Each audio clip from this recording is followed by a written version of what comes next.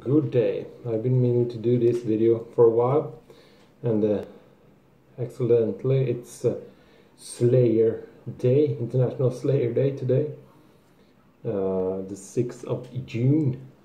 So I'm gonna rank all their studio albums, beginning with this one,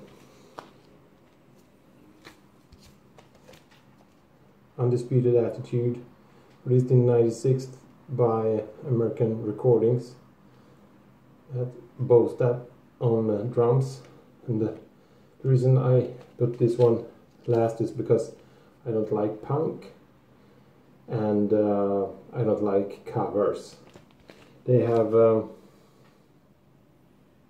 3 original record tracks on this one, but they are okay, but this is my least favorite Slayer, Undisputed Attitude. Next up we have this one. This is Diabolus in Musica, released in '98 through American Recordings, and also features Bostad on drums. And this one is a very strange record because Bitter Peace, the first track, is excellent, but then Death's Head, very bad. State of Mind, not so good. Overt Enemy, it's decent. Perversions of Pain, decent. Love to Hate, not good. Desire, not good. In the Name of God, not good. Scrum, pretty good. Screaming from the Sky, alright. Point, alright. But Bitter Peace is one of my favorite Slayer tracks. But the rest of this album is not as good, but the cover artwork is excellent. Then we move to 2001 and the release of God Hates Us All, released by American Recordings. And God Hates Us All features Darkness of Christ, a great intro, and the Disciple is very good. Gods and Death, it's alright. But then New Faith, Cast Down, Threshold, Exile, 7 Faces, they kind of blend together. They are not very memorable. But Bloodline is good. Defiance, not so good. Warzone, pretty good. Here Comes the Pain, alright. And Payback is my favorite track. It's a Disciple. But at place number 10, God Hates Us All.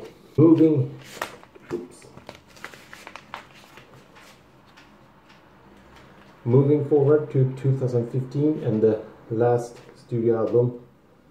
This is Repentless, released by Nuclear Blast. It features Bostad on drums and Gary Holt on guitar, replacing the late Jeff Hanneman. And this one it's pretty good. Delusions of Savior is a good intro, and Repentless is a great track. But also the second part of When the Stillness Comes is those are probably my favorite parts, but the rest is it's not bad, but it's not their best stuff. So Repentless on place number 9. And then we have this 2006 release, Christ Delusion. It was the first with Lombardo back on drums after Diabolus in Musica. God Hates Us All, I meant. And this one is feature Flesh Storm, Catalyst, Skeleton Christ, Eyes of the Insane. It's all good stuff. I think Flesh Storm is my favorite. But yeah, good stuff. Number 7 is World Painted Blood.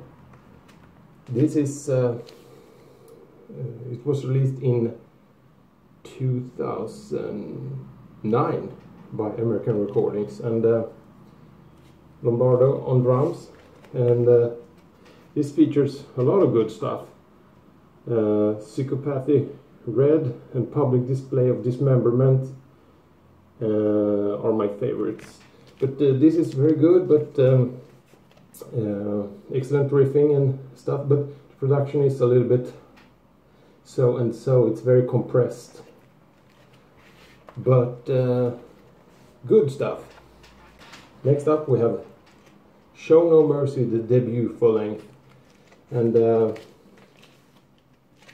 this is a very good record.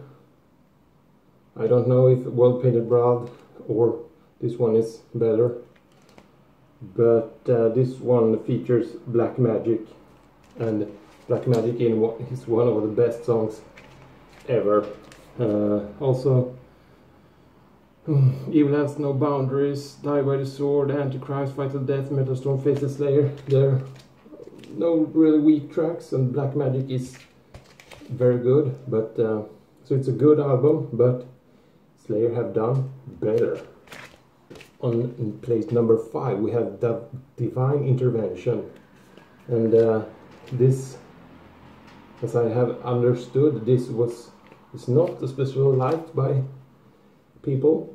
I don't know why, but I had the CD version, and the sound is very canned as opposed to open and dynamic, but the vinyl version has a lot more dynamic range. It feels like it's not as claustrophobic, and the riffing is excellent. And this is the first one after Lombardo left the band, but tracks like Killing Fields, Ditto Head, Six Murder Art, Control, Mind Control, great stuff. So if you haven't just heard this on the CD, try the vinyl version and you might change your mind, because this is excellent stuff. And number 4 we have South of Heaven, released in '88, and this is it's all classics, but I think Spill the Blood, the last track, is not as good as the other tracks. It's still good. And Aggressive Perfector, Dissident Aggressor, I meant the cover. I don't like covers, so that's why this one falls to place number 4. And number 3, Seasons in the Abyss. It's you don't need to say much. This is every song is a classic, from the intense fast-paced war ensemble to the groovy parts on Skeletons of Society. Everything is very, very good. This is a 10 out of 10 album. Number 3, Seasons in the Abyss. And number 2 is Hell Awaits. There's not much difference between quality-wise between Seasons in the Abyss and Hell Awaits. This is also a perfect 10, but Hell Awaits, Kill Again, At Dawn They Sleep, Praise of Death, Necrophiliac, it's so good. This was released in '85 through Metal Blade, and this is Slayer's my number 2, Hell Awaits. And no surprises, my favorite Slayer album is a Rain in Blood. Rain in Blood. It has probably the best thrash banger of all time, in Love Death, but everything is excellent, perfect, just a perfect record, except the soloing, of course. Slayer have never done any good solos, but the drum intro, simple as it may be, no criminal insane, it's awesome. It's giving me goosebumps every time I hear it. And rounding off the record is Raining Blood, which is probably the most famous riffing there is. One of the most famous. It's instantly recognizable by even people who doesn't listen that much to Slayer. Raining Blood is my favorite.